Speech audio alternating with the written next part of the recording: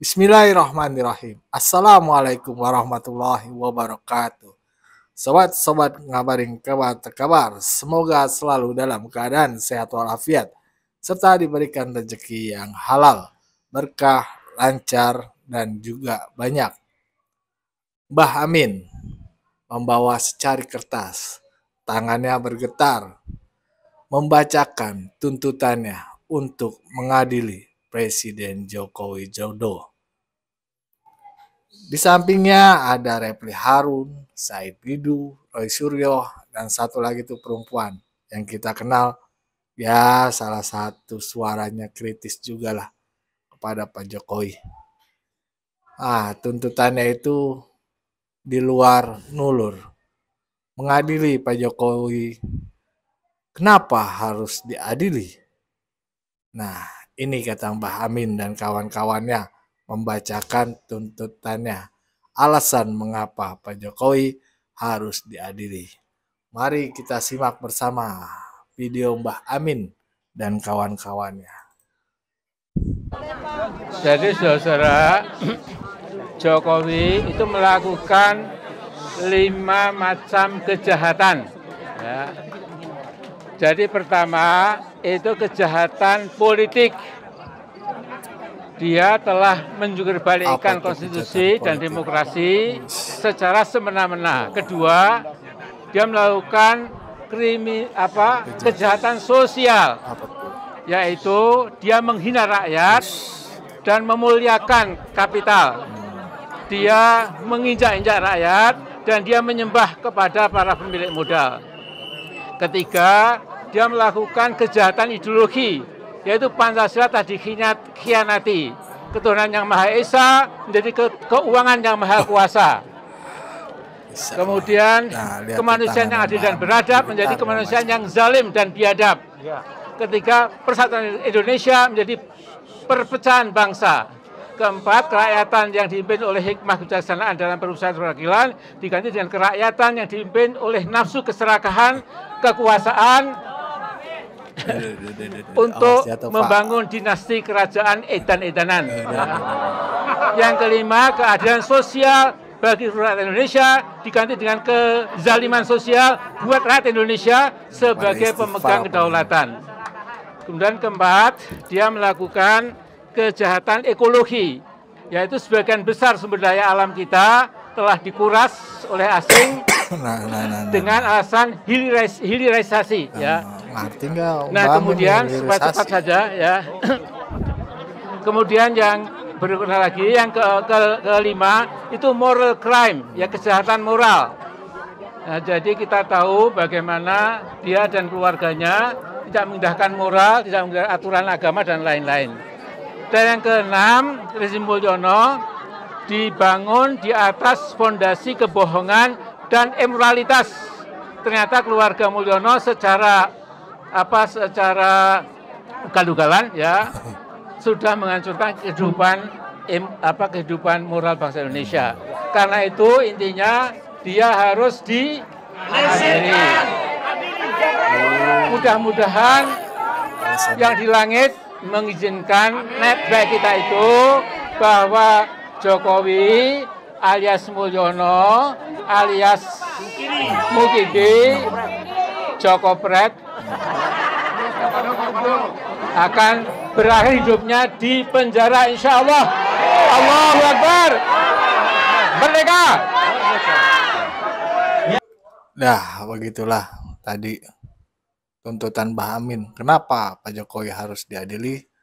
Ya, Mbah Amin dan kawan-kawannya tuh Refli Harun, Roy Suryo, siapa tuh, Said Didu, membeberkan alasannya. Alasannya tuh ya menurut mereka aja, dari moral lah, ketuhanan lah, mengkhianati Pancasila. Ketuhanan yang Maha Esa, ya Pak Jokowi sholat, mengajarkan toleransi beragama, membela kaum-kaum yang ditindas. Ya walaupun ada beberapa yang lepas lah dari kontrol. Dan umat beragama di Indonesia masih bebas beragama, nggak ada yang dilarang, semua dihormati. Keadilan, Pak Jokowi kebanyakan kurang adil, di sana sini diperhatikan, dibangun, dikunjungi, ya kan? Bahkan Pak Jokowi itu ngajarin ya, masalah etika, moral ya. Ya Pak Jokowi nggak pernah ngomong buruk-buruk, apalagi caci maki, hina orang. Nah, itu sebuah ajaran, sebuah contoh dari seorang pemimpin. Kalau dihina nggak usah dibalas, diemin aja, doain yang baik supaya Mbak Amin, Refli Harun, saya Didu, Roy Suryo, mudah-mudahan diberkahin sama Allah begitu. Mbak Amin kan sering nih kalau berdoa nuntut orang tuh, misalkan Jokowi jatuh, pakai nama Allah.